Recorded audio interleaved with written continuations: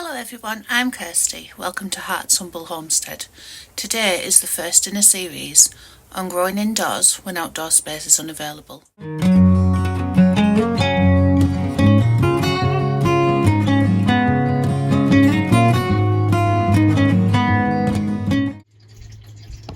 This video was inspired by some of our subscribers that don't have growing space outside, and they live in either flats or apartments, so they may not have windowsills either.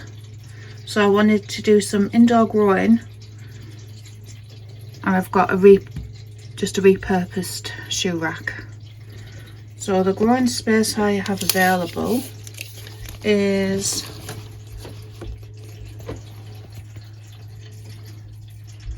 .43 centimetres ish width, so there's 3 shelves of that, and takes up about 33 centimetres of height.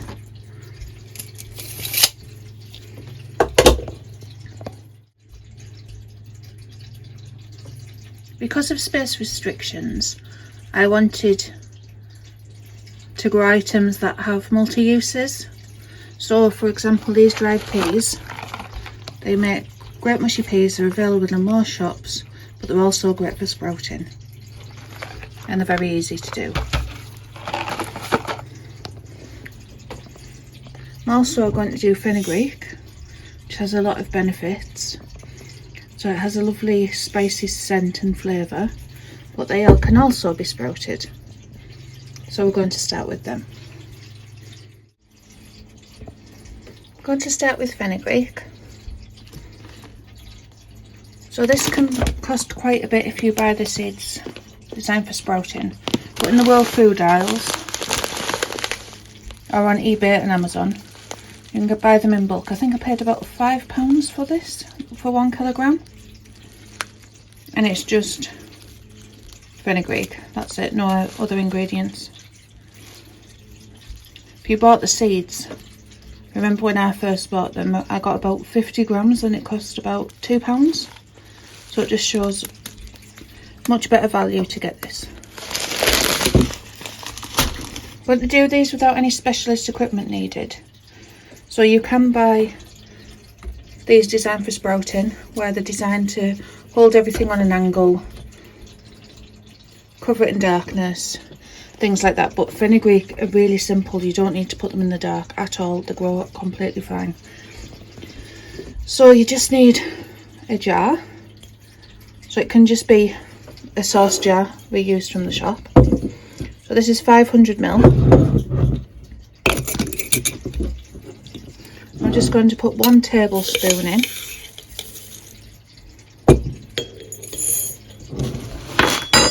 And just cover them just so they're covered with water. And then we're just going to put them, a cover on them, something that you can get the water out and change the water, because the water needs changing once to twice a day. So you can buy these sprouting lids. You get a few for a couple of £1 on Amazon and eBay and things. But you can just use, this is just a cut up muslin square, and just cover that up, and you can just put some string or an elastic band round. I've got cannon rings, so I'm just going to use that.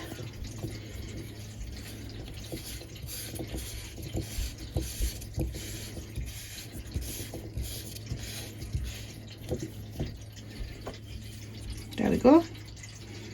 And we're just going to leave them to soak overnight. The next morning, as you can see, it's more than the next morning, they're already sprouting. Just need to tip off that water.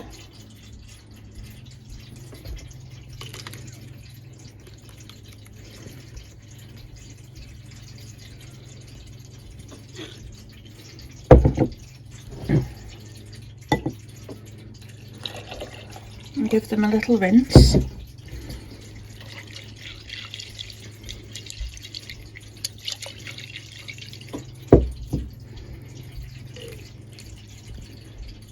and tip off the water again.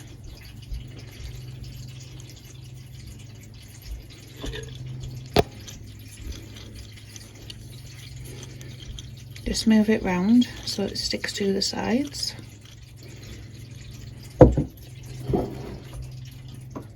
Just move that. And you want to keep them on an angle, like this special made one. But you really don't need specialist equipment to do this. So I've just got an old takeaway style container, and this will fit 2 jars in.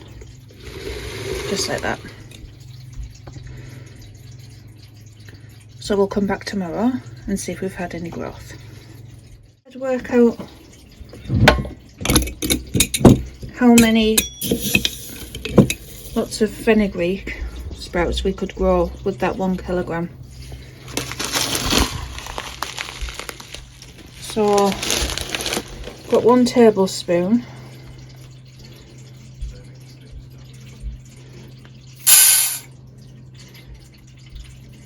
It's about 16 grams. We'll change. So I'll put how many lots you can do here when I've worked that out. But that is not much at all. So 1 kilogram will get quite a lot of food. Next we are going to grow some pea shoots. So like the fenugreek, they just need soaking overnight to give them the best chance of sprouting. So I'm just going to put half a box, how much is on these? So about 125 grams.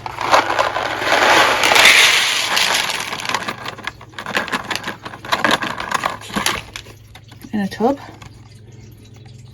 So I've got 125 in there because I've already put some in to soak overnight. And we're just going to cover them with water.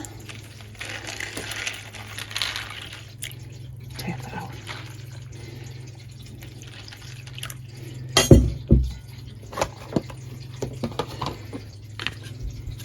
And cover that for the night.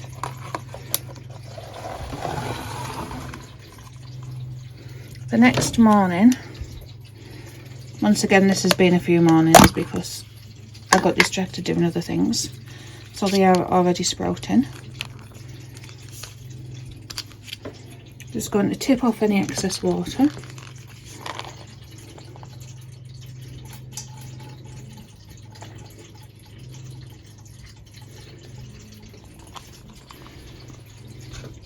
And pop them in a container.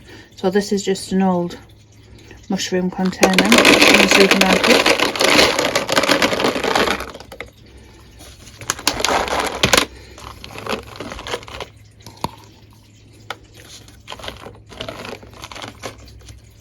And these I'm just going to lightly cover with soil. But it doesn't need to be a lot. Just a plant pot's worth, small plant pot's worth, just to cover them.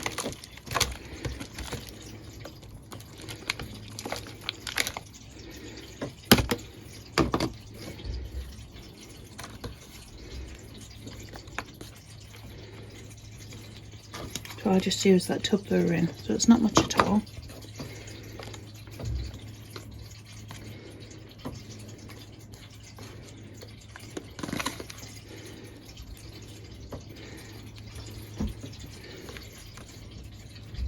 Now I'm just going to give them a little water. One thing when you're growing inside, if you're just repurposing, just be careful on the water levels because there's no drainage holes in these. So if they get waterlogged, it won't work as well. So I'm just going to pop them on this shoe rack. We'll come back and check on them each day.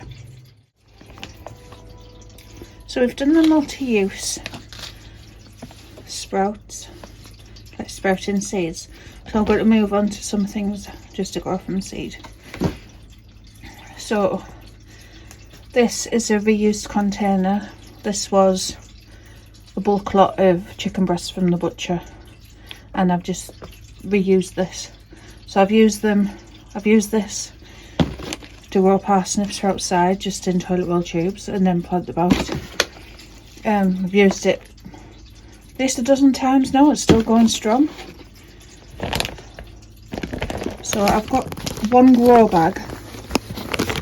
I've used a little bit for the peas. I'm going to try not to use more than half a grow bag for the indoor growing, so you've got room to store it.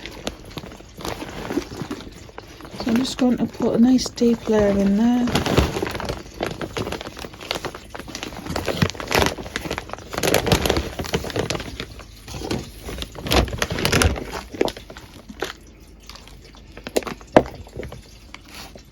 Oh, there's my measuring tool.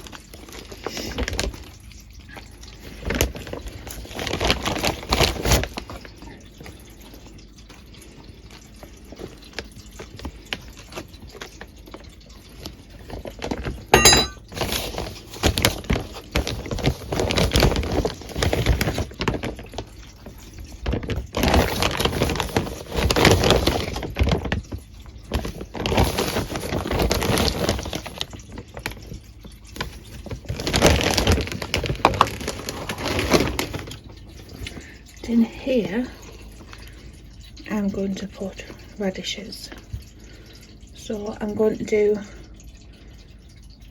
a line there and a line there and put some seeds in, and in 2 weeks time I'll do another 2 rows just for some succession sowing. I've just got some radish. They're quite cheap to buy. They tend to be left in sales and things, but they only take about a month to get to maturity, sometimes up to 6 weeks depending on the variety. I'm not sure what these ones are. We got these in a big bag, so we just split them. And the leaves are edible, as well as the actual radishes. They're ideal grown indoors because they don't need the direct sun, because they do bolt.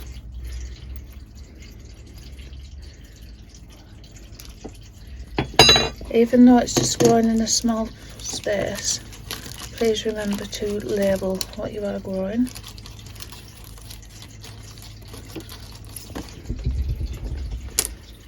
So just use what you have. It could be pieces of card just wrote with pen on the back.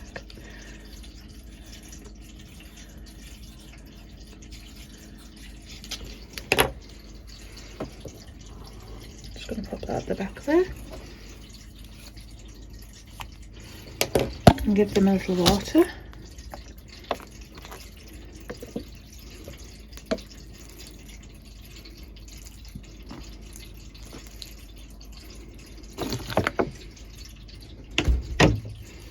Again, that's just like I use quite often, so I haven't got round to getting a new top for the watering can.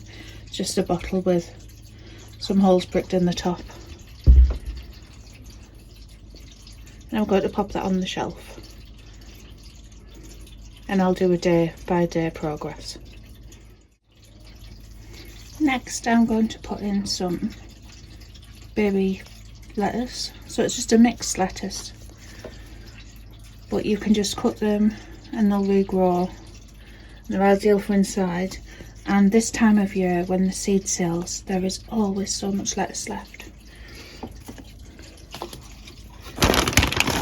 So things like tomato seeds and things go quickly, but you tend to be able to get lettuce quite cheaply.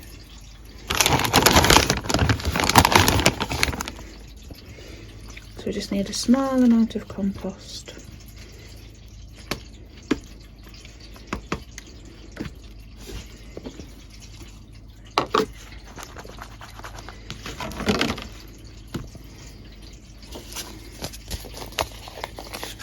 This one's got a label, so I don't need to worry about labelling this one.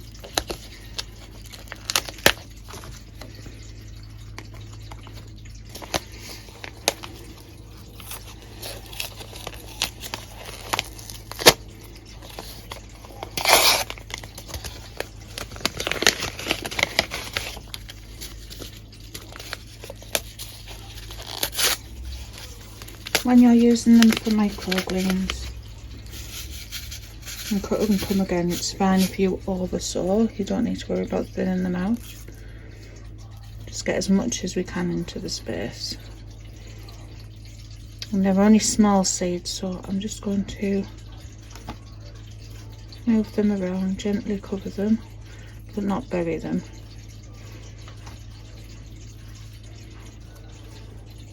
And again, I'm going to water them. Generous water, but because these don't have drainage holes, just keep an eye on them to make sure you don't waterlog them.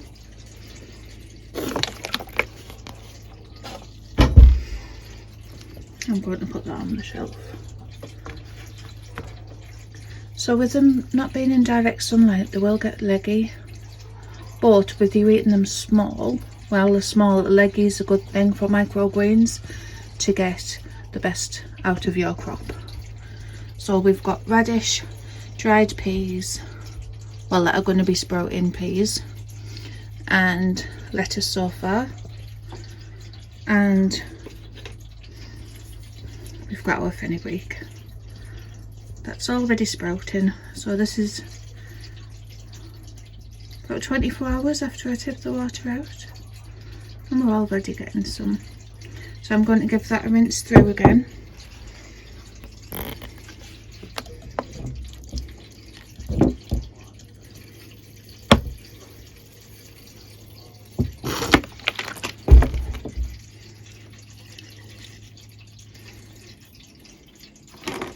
And just pour it out.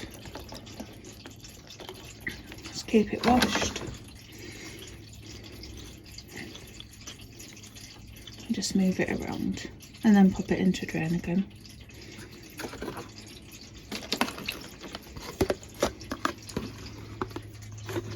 And I'm going to put that on the bottom shelf because these don't really need light to get going. There we go. Another great thing for indoor growing is spring onions. So these are like a ready purple type, but the green ones will work just as well. They don't need much space at all, and if you just cut the tops, they will regrow. So I'm just going to use that tub for them.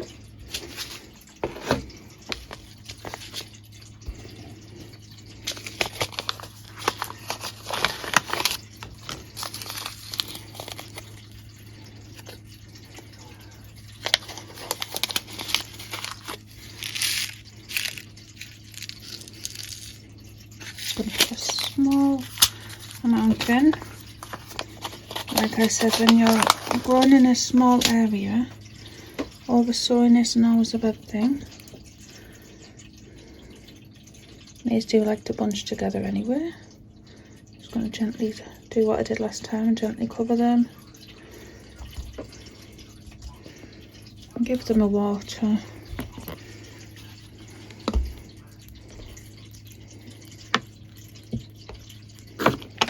And label them.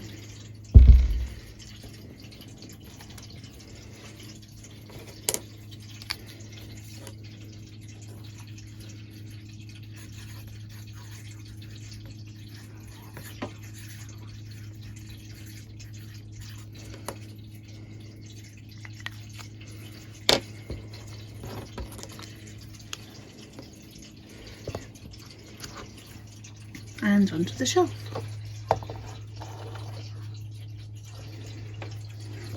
Starting to fill up nicely. I think at the front there I'm going to do just some regular, what most people know to go inside, cress. So I've got a little tub here just from a little sample thing I've had for a while.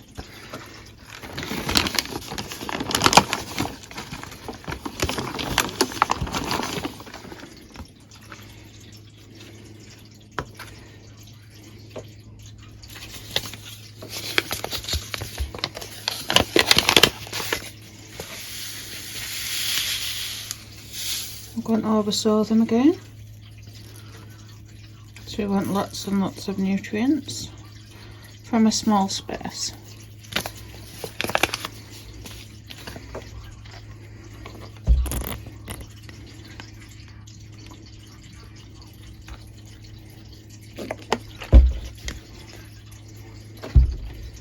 There we go.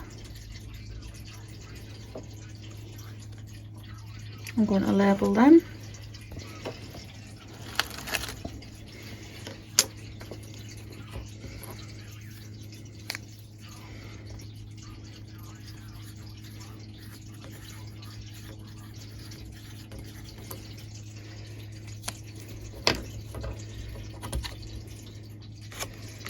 And put them on the shelf. So it's starting to fill up nicely. But what I'm going to do, I don't want to sow any more seeds.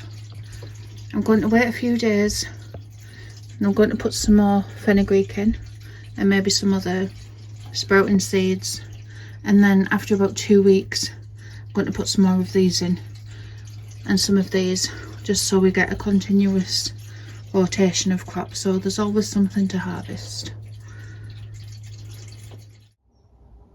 It has only been a few days. As you can see, the fenugreek has really came on,